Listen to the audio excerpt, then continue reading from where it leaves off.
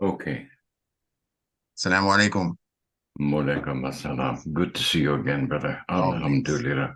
always. Yes, How sir. wonderful. How wonderful. All right. Um, yes, Zoom decided to update my computer when I know I the went to feeling. sign in. Just Yeah. automatic update, Yep, see. yep, yep. They used to ask you. Yeah, yeah. They just They, did it they're right away. behaving like they're behaving like the government now. Yeah, exactly. It's gonna get worse, I suppose, like that. Yeah. Um, I've slowly been accommodating to this sort of AI cyber tyranny.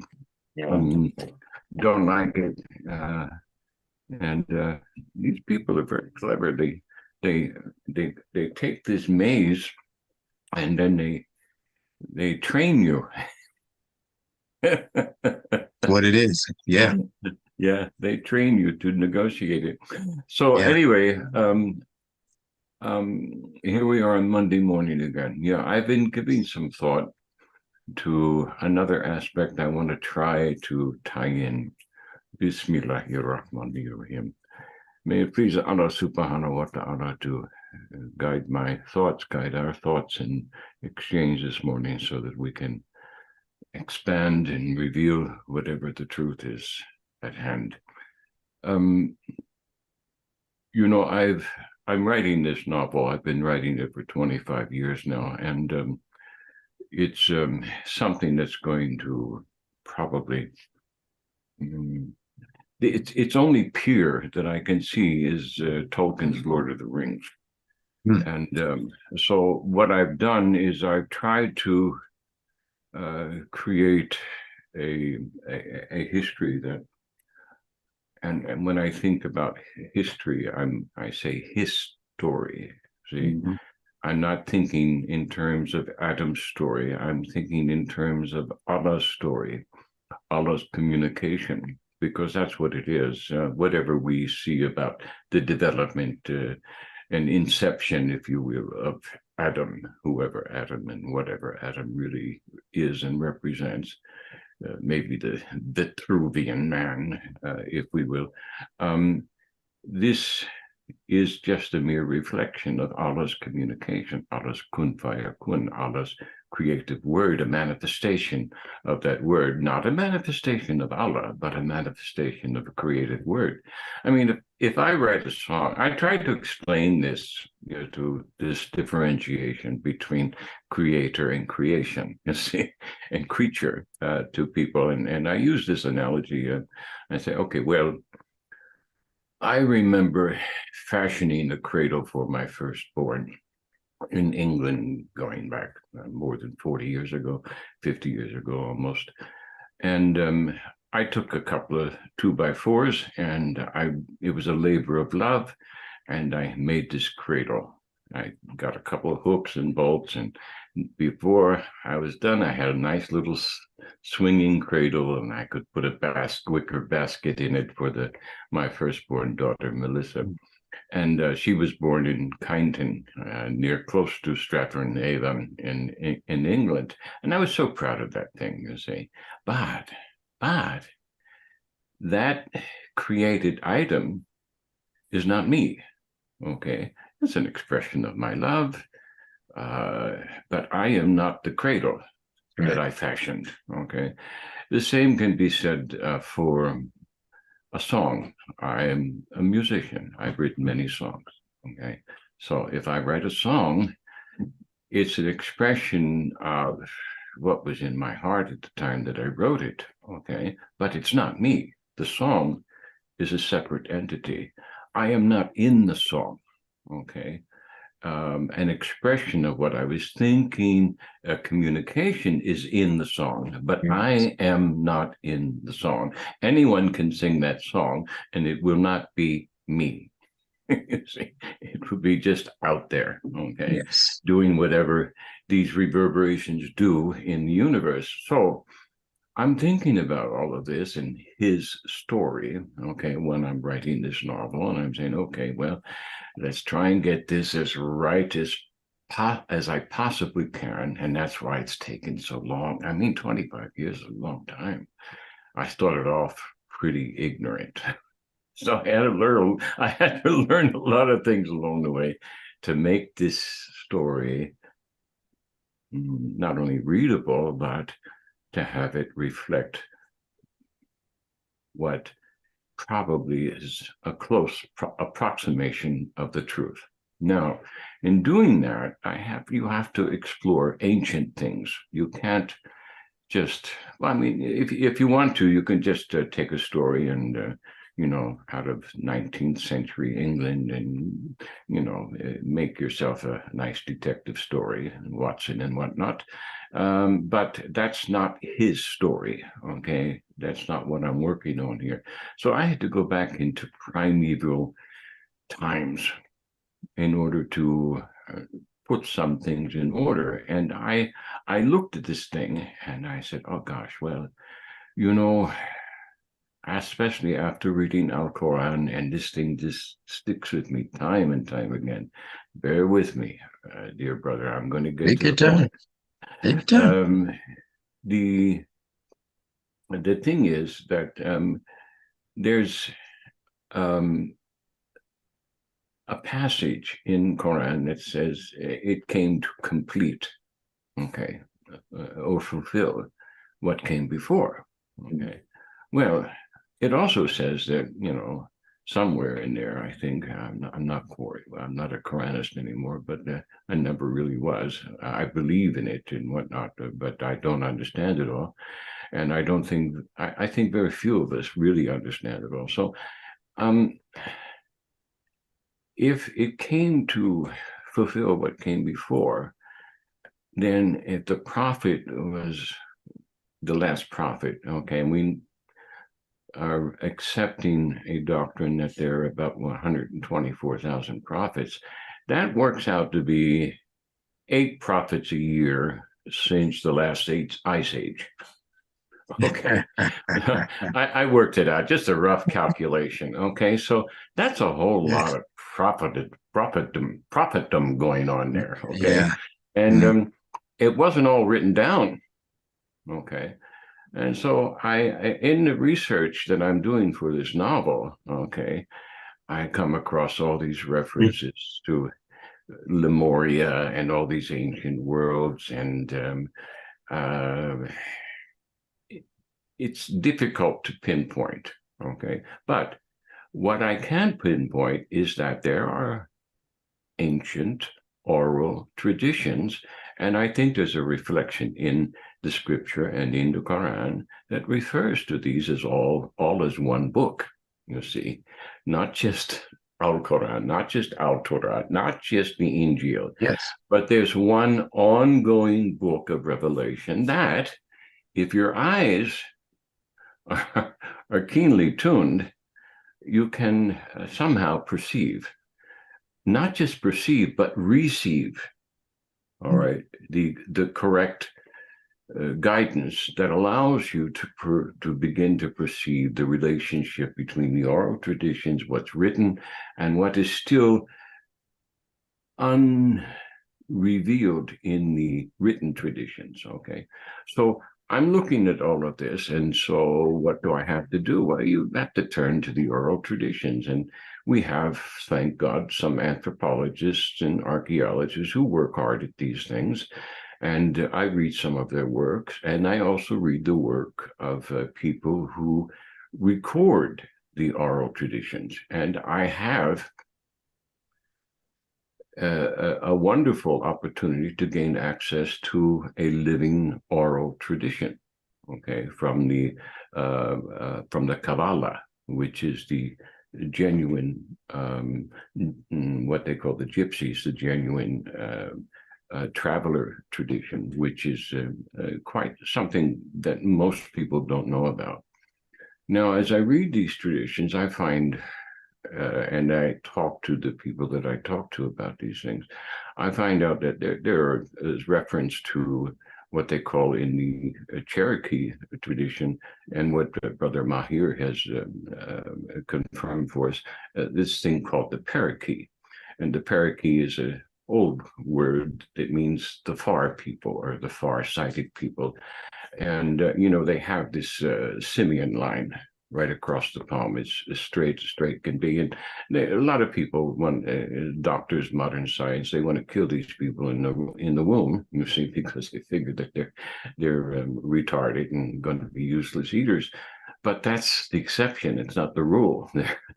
There's an entire race of these people with the simian lines, and they're quite smart. They're intelligent. They're informed, and even if you look at the mentally handicapped trisomy 21 person, the Mongoloid, they're loving. My God, you don't come across a more loving creature as a human being than a Mongoloid. They're just always effusive with their all-embracing empathy for other human beings. And they're so affectionate. So if you join that with some sort of gift guidance and the ability to maintain an oral tradition, which we know has been proven, if you compare the ancient Akkad records and Mesopotamian records and the clay tablets and all that to the living oral traditions, they run closely together, 97, 98, 99% correlation. So this is possible, but nobody wants to talk about it. You see, it's not talked about because people are concerned with Barbie and Ken, you see. And so I'm leaving Barbie and Ken. I left them behind a long time ago, and I'm just wondering, gosh, they just made $1 billion at the box office. And well, that, you know what that tells me? That tells me that the people who love Barbie and Ken deserve what's coming. Okay, now I say that pointedly, and I'm trying to be as concurrently relevant as his story will allow me to be. All right, if you can follow my logic there. And I'm thinking that this divine order has everything to do with light, and light has everything to do with color, and all of that has everything to do with the spoken word. So I'm looking into these things, and then my Cherokee friend in the Appalachian Mountains there in Charleston, West Virginia, lets me know that, well, okay, according to their traditions, the Cherokee traditions about the Cherokee, there's four major types of people with that corresponds with the four humors and various expressions of light.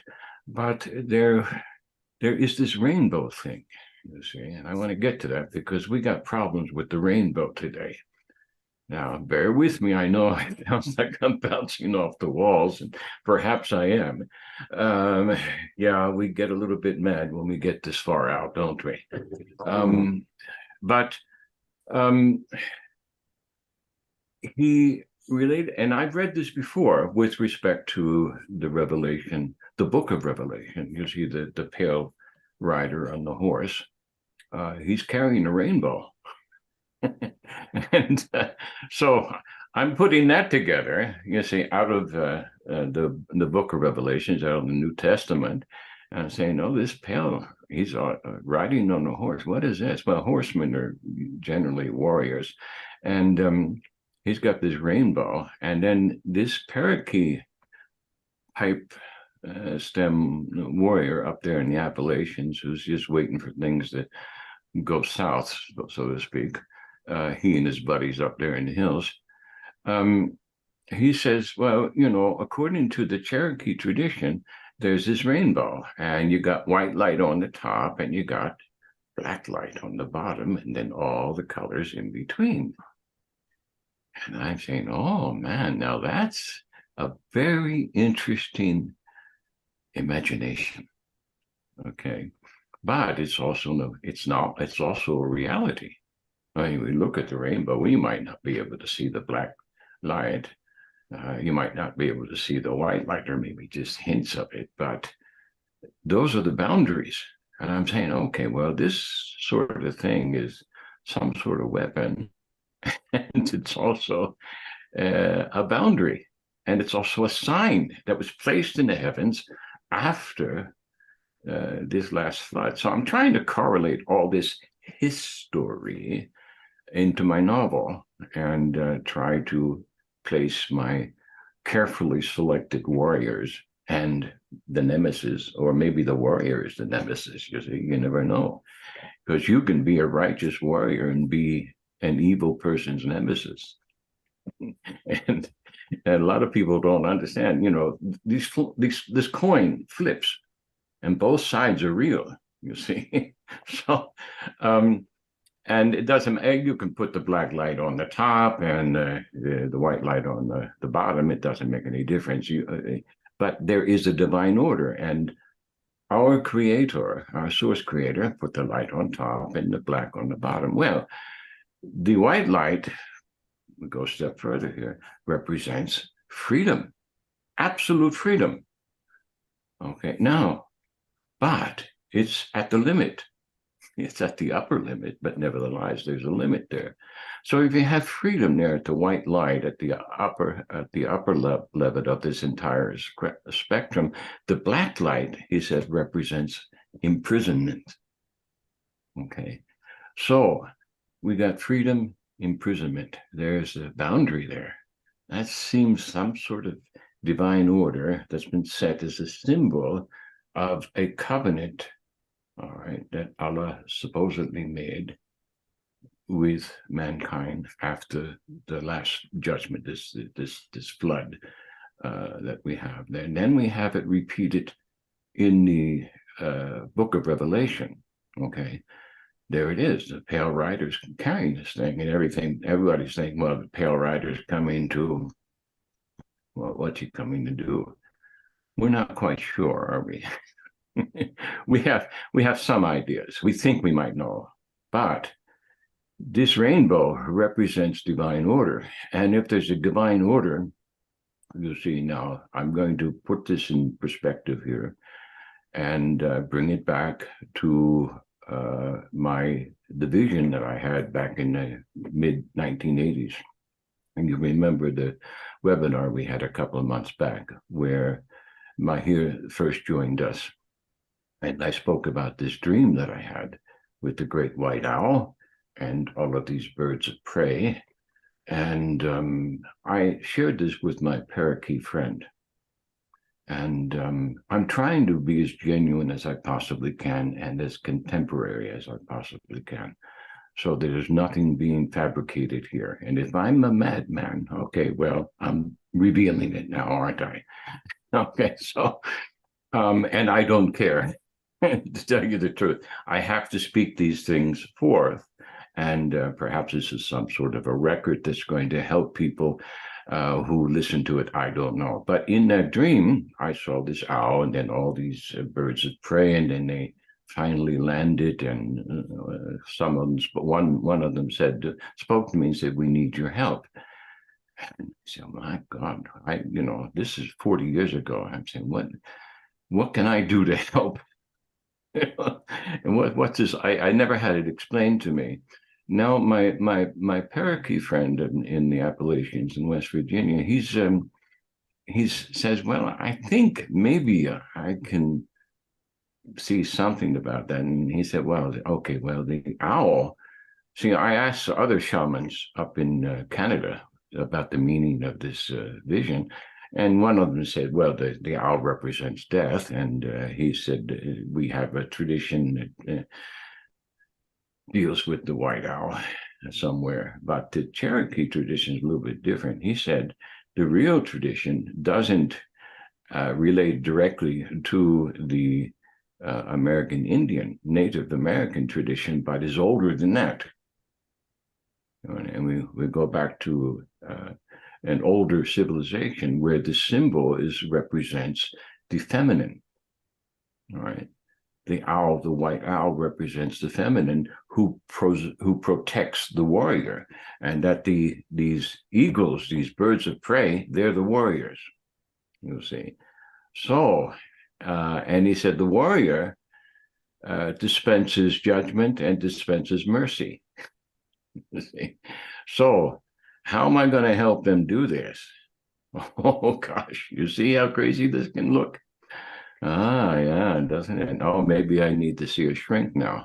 Some people are probably going to say, no, I'm trying to lay out a venue, a scenario here that represents real experiences. Okay, this has been going on for 40 years in my life. Okay, and I'm sitting here right now trying to put it all together. His story, you see. Now the parakeet gentleman agrees with me. He says, yeah, it looks like we got a job to do.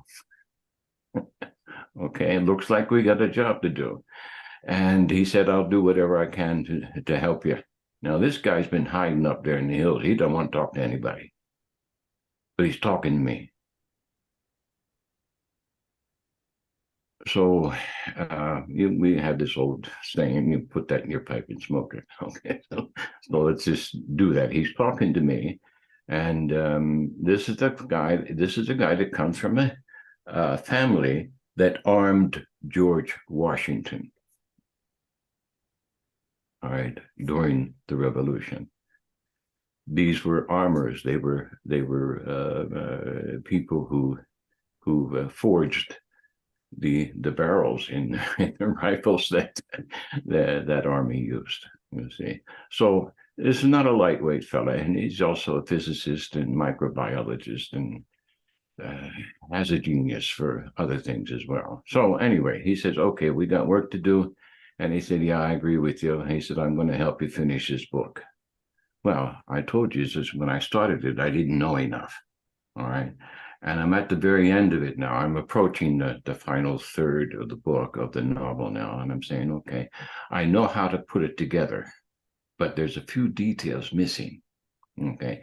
Now, one of the details is an archetype. That's this white owl, the feminine aspect of our experience, of our existence. This is existential stuff. Okay. And so we've got that balanced against the warrior, the male aspect. Okay. We got to bring them together. So, how are we going to and bring them together for what? So that the rainbow can be manifest in the middle of people trying to hijack it. The LGBT movement, they're doing a pretty good job of hijacking that rainbow now, aren't they? Mm-hmm. So this is not accidental. It's not a coincidence that I'm bringing this thing up and that 40 years ago I started to have these experiences which have led to this moment here. So I'm trying to sort it all out. And as I'm approaching the end of my novel, I also need your help, dear instructor. Okay. Now, I'm sure that this is stimulating something within your solar plexus and your heart and your upper elements of the rational mind here that are approaching the white light, you see.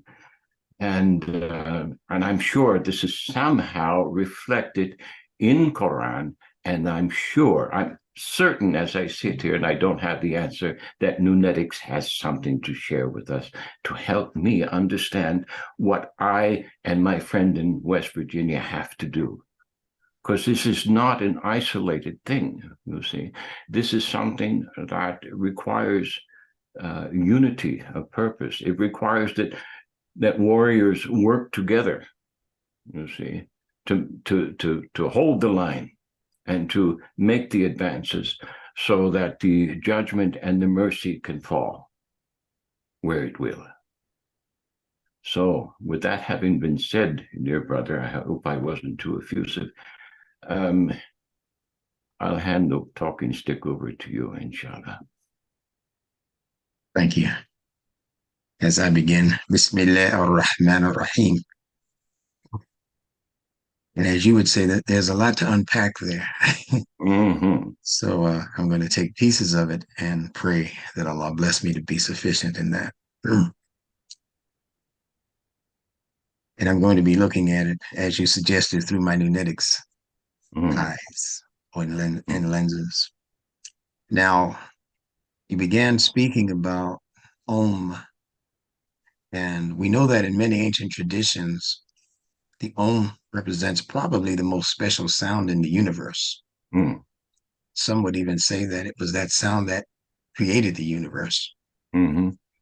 And phonetically speaking, not nunetically speaking, but phonetically speaking, Mm-hmm. that would be a combination. If we were using Arabic letters, that would be a combination of the Aleph and the Mim, which would give us Am.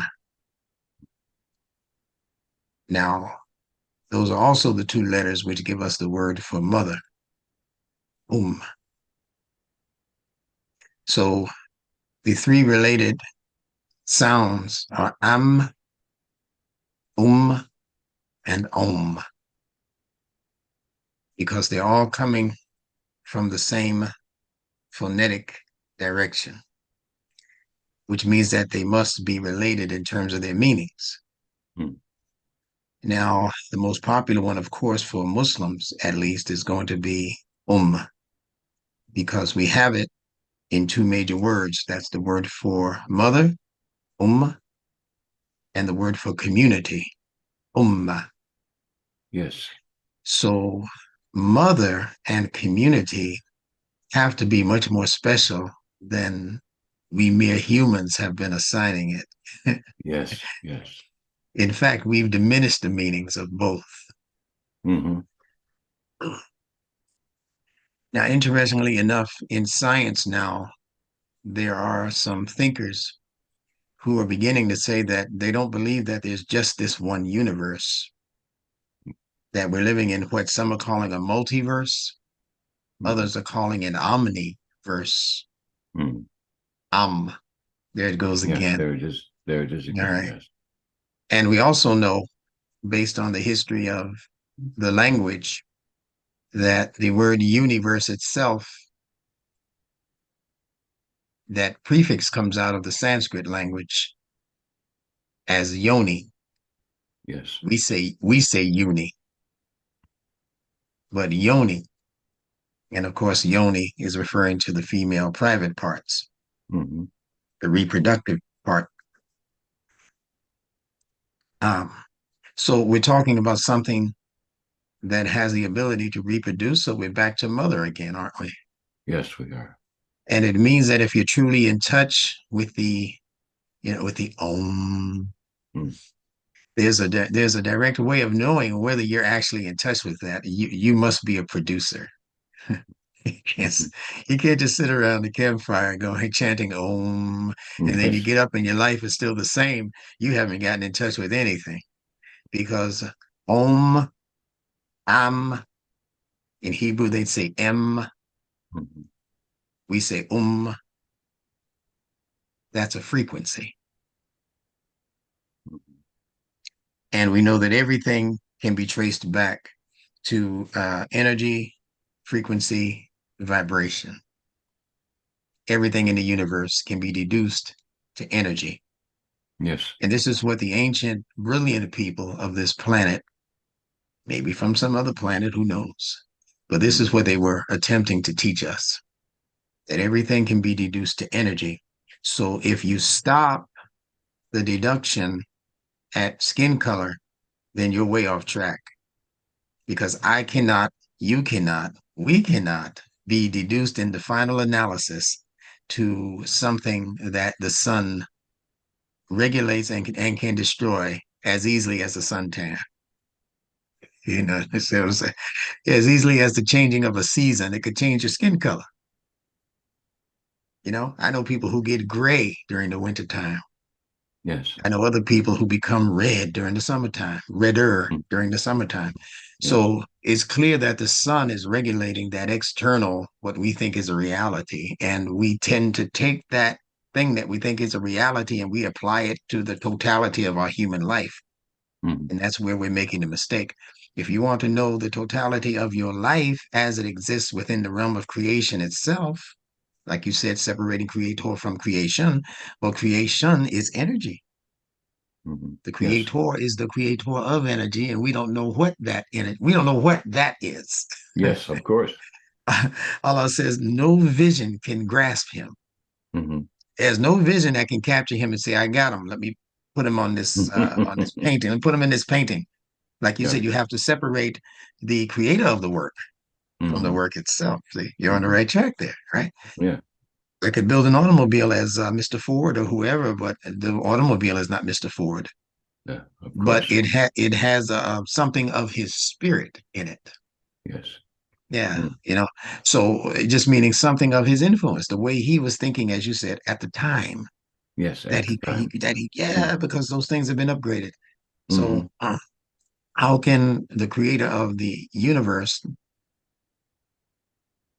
be locked into a created thing when that created thing needs upgrades? Mm-hmm. Mm-hmm. And the source creator is already pure and perfect. Mm-hmm. So no, everything outside of that one is creation and is a part of the omniverse. And it's that universal mother that has given birth to everything else in creation by the permission of the source creator. Yes. Now, you were talking about the rainbow. Now, the rainbow is actually a result that we normally see manifest after a good rain, Mm-hmm. hence rainbow. And you mentioned a verse in the Bible that speaks to the rainbow happening after the great flood of Noah, where I believe it's God speaking, says that I will place my bow in the heavens. If you look at the human body structure, then your belly would be hell with all of its acids Mm-hmm. and breakdown of things, just like fire breaks things down. But your heavens would be this lofty creation Mm-hmm. where the human thinking capacity is supposed to be located. Mm-hmm.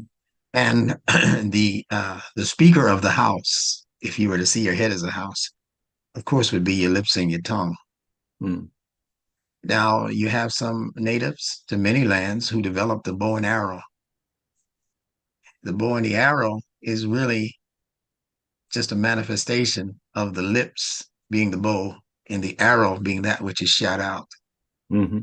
So, God putting his bow in the heavens is another way of saying that the source creator created the entire omniverse to speak. Ah, yes. Yeah, to speak. That's Mm. why I call Arabia what they call Arabic. They're Muslims, particularly the Arabs, who want you to Mm-hmm. believe that when the Quran says that it was revealed in Arabia, that it Mm-hmm. means they're colloquial and local and peninsula Arabic. There are Mm-hmm. many versions of that. Mm. There are Arabs who can't speak to each other. The Arabs of Arabia don't necessarily connect with the Arabic speaking people of Egypt because they're different dialects, different Yes. ways of pronouncing letters and sounds, even different meanings for different words. So it's not talking about a colloquial Arabic, it's talking about the language of creation that Mm. we're talking about, the bow in the heaven, Yes. the higher reaches, the higher understanding of creation's language. Mm-hmm. And creation's language is called several things in the Quran, but two of the most popular words for how creation speaks is the word fitra that we've been discussing almost every week, Mm-hmm. and the word ayat, instructing signs. And Allah says that He has put instructing signs, ayat, in the skies. He has put instructing signs in the earth, Mm. and He has put similar signs in us. But He says that most of us go on heedless. That means we can't read, we can't hear, we can't understand the language of creation. If we could understand the language of creation, we wouldn't be eating all of the wrong foods that we're eating because creation tells you what to eat and what not to eat. Creation tells you which plants to harvest for food and which ones are for other reasons. See, if we were reading the instructing signs of creation, there would be no racism or chauvinism, sexism, and all of these things. Because if you're reading the creation correctly, you're going to run into the correct information that's going to prohibit you from doing such. And I mean that it will do that without the agency of a physical Quran in your life. Yes. How unfair would it be of the source creator Mm. to designate one book as the all in all? And if you just happen to miss coming in contact with that book in your lifetime and you die, now you're going to come under some kind of punishment for not having followed the Quran. That doesn't make sense. No, it doesn't. So the Quran must be a book much greater even than the one that they're presenting to us that they say appeared about 1400 or so years ago. Of course. All right. And I'm stepping on some big toes now. I know Well, that's when I well, when that's I what say these things. we agreed to do this before we were born, dear brother. Indeed, indeed. All right. So what's the point I'm getting to here? That this rainbow that appears after a good rain, and understanding that the Quran itself describes the revelation as rain and being rained down. Anzal al-Quran. He rained down the Quran. They say he sent down, but it's also the word that you can use for when it rains. Now, if we're reading the Quran correctly, and now I'm talking about the actual book of Revelation, but also the revelation called creation. Creation is a revelation. Creation is that which should be read. Yes. Right? Yes. Yeah, with open eyes. Of So if course. we're reading this correctly and making the proper correlations, all the Quran, the physical book, actually is doing is putting all of the essential information that Allah needs for you to know in one place. That's all He's doing. Yes. He's doing what you do when you put your table of contents in your book. Yes. Yes. Yes. That's all Allah is doing with the Quran. Yes. He's just Yes. showing you, so you don't have to waste time trying to find the page. Yeah, Allah, go to Surah Maryam. That's where it is. Okay. That's all it is. It's just the table of That's right. contents Yeah. or the manual for the machine. Mm. It's Hmm. not going to tell you every single thing about. It's only going to tell you what you need to know about that washing machine, so you don't end up with a flood yourself in your house, messing Mm. around with hoses that you don't know where they go. So that's how the human being is. Allah sent a manual so that we wouldn't be messing around with our human structure, putting hoses in places where they don't go. Yeah, we're going back to the LGB. I don't even know what all the alphabets are, but they're putting hoses in places where they ain't supposed to go. Yes, of course. And now they're going to have a flood. They're being flooded now. Mhm. They're being overwhelmed. So what is this rainbow? These seven basic colors. They're the Mhm. same seven basic colors in the chakras. The same colors with two invisible top and bottom also. All right. Those colors, therefore, must represent in their manifestations, they must represent the different levels of energy signatures. They're coded colors. Yes. They're not just colors that people put on a flag and say, I'm gay, and, No, that's no. what those colors mean. Mhm. No. Allah says, whenever He reveals a thing, Satan comes behind it to try to reveal the like of it. He tries to duplicate it. Yes. See? Yeah. So we're afraid. See, we would be afraid to put those rainbow colors on our jacket now. We used to have that. We used to use those Yeah, yeah, colors, yeah. Sure. but Hmm. we wouldn't put it on our national flag now because they stole it. Yeah. And what they're actually doing is stealing Allah's creation Hmm. away from you, the natural person. Yes. And that's going to be dealt with either in the wash or in the rinse. So I'm not worried about Mm. that. Yes.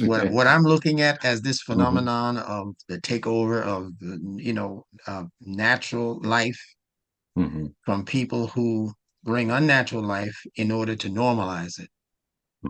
And we don't understand that natural and normal are two different things. Yes, I write The, about this in yeah, sexology. I have a chapter yeah. in that. All right. So normal is what you make it. Hmm. Natural is what Allah made it. Hmm. So I'm not interested in being normal. Yes. I'm interested in being natural. Hmm. And that's when we get back to the fitwa. Mm. The fitwa Yes. are the instructions that Allah is giving you through your study of creation that are going to give you insight into the form of a thing and then into the function of a thing. You have to first be aware of the form If you know what a male is, if you know what a female is, if you know what an adult is, and you know what a child is, you're already familiar with the form if you can just draw that on a piece of paper, and most people can. Mm. Head on top, stick figure, arms, Sure. legs, Hmm. torso. Anybody can draw a form. A child can draw the form of the sun in the sky. A child can draw the form of a house, even, right? A roof. And a child can draw the form of a tree, Hmm. but no child can tell you how the sun does what it does because they're Yes. not familiar with how the sun functions. Mm. They can't tell you how to begin building a house, even though they can draw one on a piece of paper. They don't know about foundations and roofing and windows and measurements. A child doesn't know that. 7-year Mm. old can't tell you that. 12-year old can't tell you that, right? But they can draw one. See, Mm. so people are familiar with the forms of things, but they're not familiar with the functions of things. Mm. The Quran came also to give us insight not only into the forms of things, but into how those things actually function by comparing like with like and then like with unlike. I'll leave that just for a second for you to ponder that. That's Sure. all our teaches us. The likeness of such and so, and then he'll give you the opposite of that. Mm. Right? The garden that grows prosperously, and then the one that's struck down by the heat. He puts them back to Hmm. back so you can see the Mm. contrast. Now, it's the energy signatures that we should be most interested in. Hmm. And you'll notice in the rainbow, the ones I believe is to the extreme left, the beginning colors are all in the red family or spring out of the red family. Hmm. The red, the orange, and the yellow being the first three that are manifest to our eyes. Hmm. We're not dealing with the invisible Hmm. Yes, of parameters course. of it. But the red, the orange, and the yellow, these are also the first colors to manifest when a new sunrise begins. Before you can even see the sun, you're going to see the reddish glow. Yes. All right. And when it's going down, that's going to be the last thing that you see. The Quran describes it as the reddish, ruddy glow of sunset. Mm. So these colors are all throughout the Quran. People don't realize it. They're just not in one place. You have to go find it. You have to investigate. See? So you have the red at the beginning of sunrise. As the sun continues to rise, it's going to become more orange. And then as it pinnacles in the sky around noontime, you're going to see the yellow. And then as the sun sets, you're going to begin to see what's the purpose of the sun? The sun is giving energy to the green. See, the next one in the chakra is the green chakra. That's us. That's the earth. Mm.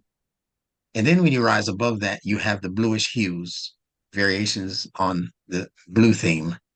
And Mm. you have that same variation when the sun begins to set. You have that variation in the sky. The sky it turns blue when the sun is high, and then it becomes more deeper blue and then purple, and then that black that you spoke about as being at Mm. the end of the procession. So I'm saying all of this in a roundabout way to encourage us, not just Muslims, but anybody who considers themselves to be a true thinker. I really want to encourage us to begin to not just look at things, but to look into things. Mm. Don't just look at matter, learn to look into matter. When you're looking at something, you're only coming out with the form of the thing, and that's elemental. But when you begin to look into a thing, that means that you have to spend much more time observing that thing. There are scientists who spend days, hours, and days and weeks just with the object that they're studying on their desk, just on the table. And they're Mm. just looking at it like it's a still object. Then they'll put it under a magnifying glass and Mm. they'll calculate what the differences are. Oh boy, under the magnifying glass, under the electron magnifying glass, this thing is moving. I thought it was standing still. Yeah. So these differentiations in what that the thing is actually suggesting to the human intellect, it It varies with the level of intensity based on your study. And it's the same thing with us trying to figure each other out. We have to stop this quick kind of estimation of who we are. Even Hmm. when we look at ourselves, we're looking at form. Hmm. The most important things that most people are paying attention to is how they look in the mirror before they leave the house. Hmm. You see, how much money is in the bank account? We're looking at the form, whether our clothes are appropriate for the occasion. We're looking Hmm. at the form, but how many of us are giving conscious attention to the functionality happening within us, how we think, why we think like we think? Why did we make that kind of decision, and whose interest was that in? Why are we allowing other people to take over our thinking capacity and just suggest or even tell us what to do? And we just trust them. Shoot this in your arm if you want to live. Violate your body. Do Yeah. this because science says, even though we haven't concluded that this is correct, it's an experiment, but we're going to mandate it upon you. Mm. And we say, yes, master. Hmm. So we become the slaves of those who have ulterior motives when it comes to the direction for human life. And most of us are so innocent in our hearts, doctor, that we just don't believe that there are these nefarious criminals running the show. Yeah, We, unfortunately. we, we don't believe it. We say nobody can be that evil. Hmm. Only in the movies are people that evil, but we don't realize that the people who write those movies are trying to knock on the door of your intelligence to tell you this is real. That's why we're putting it in the movie. We can't just Yeah. come out and say it because then they'll banish us. So we have to Hmm. put it in our poetry. And this has always been the case for ancient societies. The things Yes. that they couldn't say outright through their bow and arrow Yeah. because it would mean war. Of course. They locked it into poetry. They locked it Hmm. into songs. They locked it into, fairy tales and nursery rhymes, even. Yes. Yes. Humpty Dumpty sat on a wall. Mm. Humpty Dumpty had a great fall. All the king's horses and all the king's men couldn't put Humpty Dumpty together again. Boy, oh boy. And every time you see a picture of Humpty Dumpty, he's wearing a crown. Yes. There's no crown mentioned in the nursery rhyme. So who are they talking about? Whoever the prevailing king is of that day, of their day. And then they're trying to warn you about crooked leadership going into the future, that he sat on a wall. A wall is a means of division, dividing one side from the other. So, how do you know this corrupt leadership? Because they're always going to be busy dividing the red and the blue, dividing the black and the white people, dividing the ideological Yes. differences, so-called racial differences, Hmm. political differences. They're going to be people who champion those differences. That's how you know the Mm. leadership that is corrupt. Mm. But it's predicting that one day they're going to have a tremendous fall. Yes. Yeah, it's a season too, isn't it? Winter, spring, Yes. summer. It's the Yeah, season. so Yeah. so we're in the summer of it right now. Hmm. We're in the heat of it right now. People are dying all over the place Mm. due to the manipulation of this crooked leadership. But after summer comes fall. Mm. So it's just a matter of time before those who have put the nefarious plots in place are going to experience some slippage. Mm. See, like the Quran says about Adam, Adam slipped, but he repented. That's the Yes. key. These people Well, are non-repentant. They don't believe in repentance. They go mm-mm. out kicking and screaming. Many of the people who are in charge right now. So learn the energy system is my last point, because that's what the rainbow is actually speaking to. The rainbow is speaking to the language of creation. That's speaking to the intellect on 7 different levels. This is all throughout the Hmm. Quran, what I'm telling you. Allah describes it Yes. as 7 skies. He Hmm. describes it as 7 earths. Yes. He describes it as the 7 oft repeated. They say Hmm. Al-Fatiha, but it doesn't say Al-Fatiha. It can be Hmm. 7 of anything that's oft repeated by Allah, right?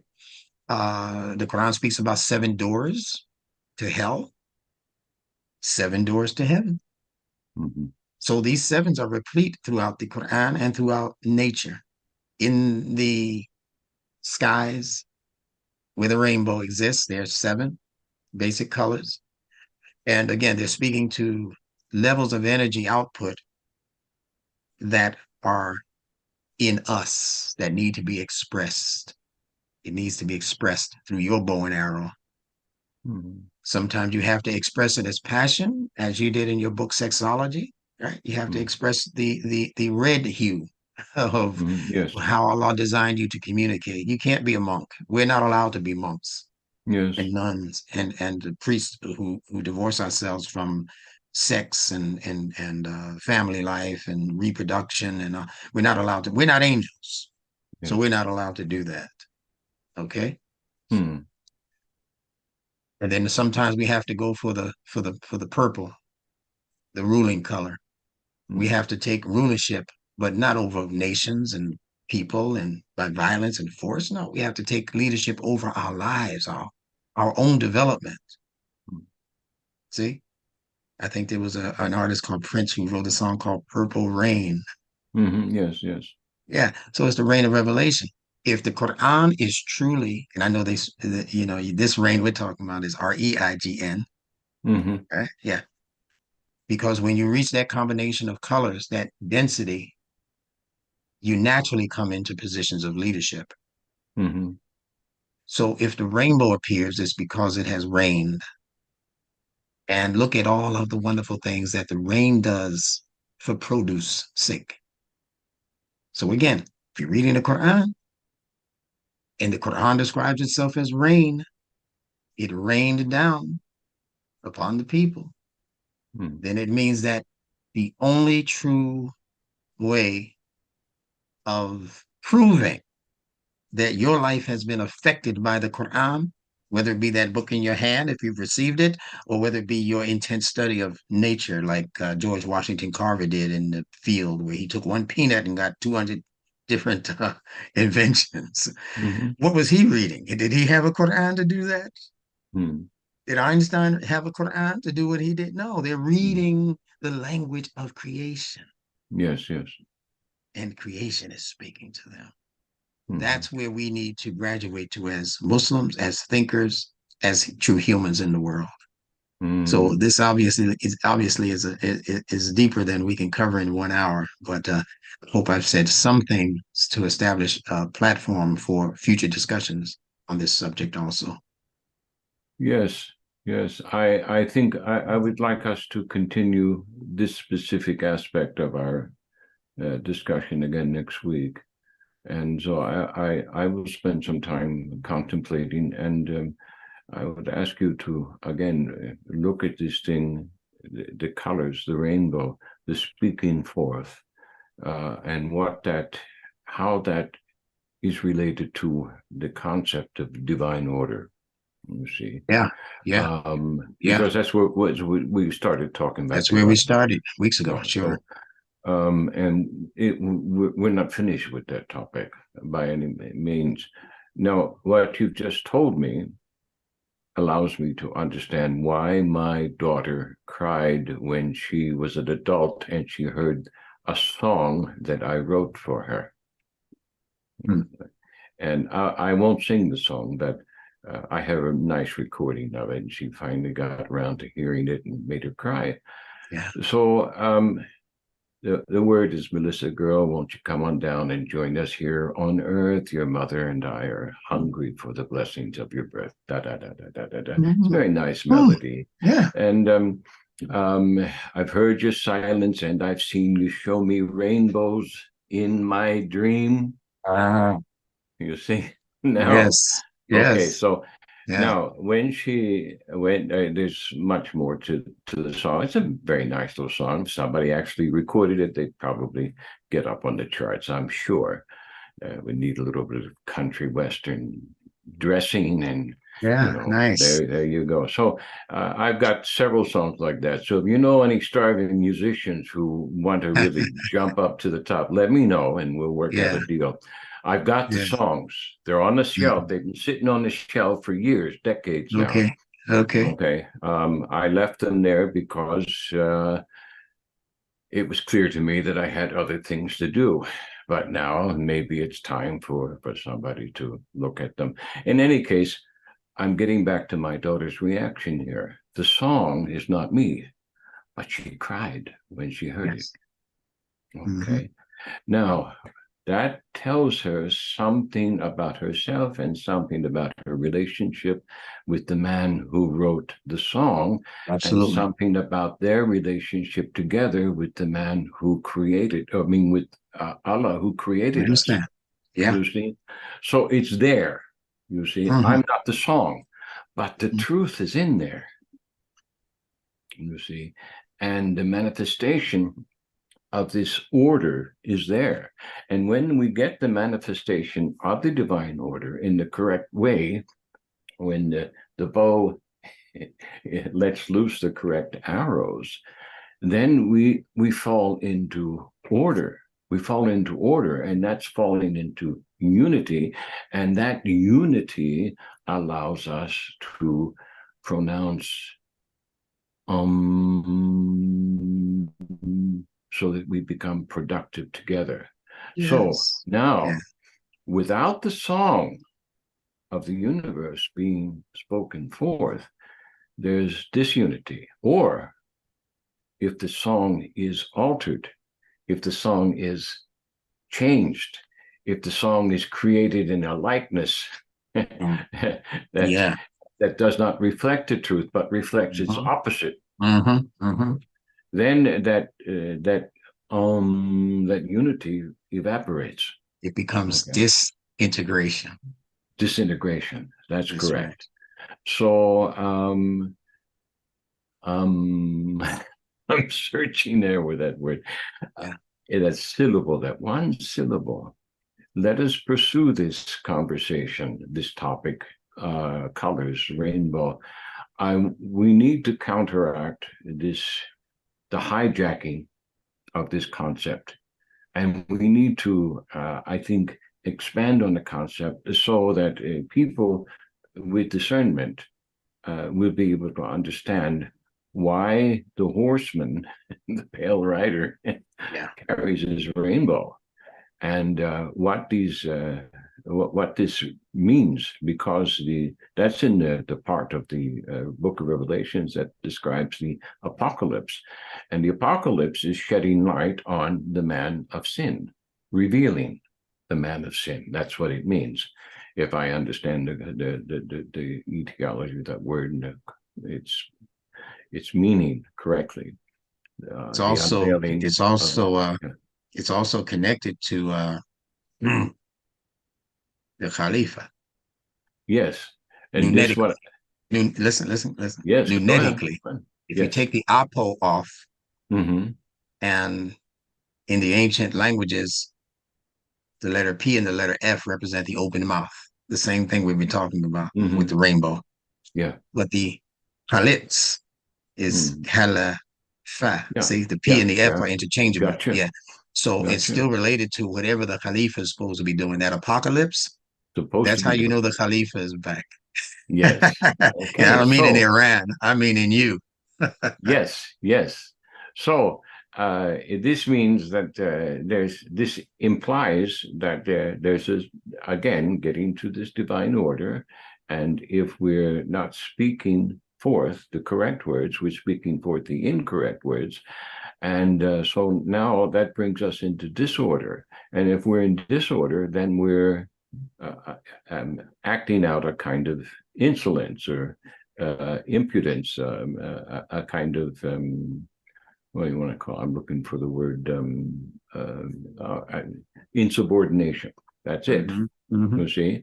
Well, And this is what they were worried about with the Khalifa. Are you going to make yeah, one who's going to create mischief and bloodshed? See, right. Khalifa, apocalypse, Mm-hmm. and collapse are all Mm-hmm. nunetically related.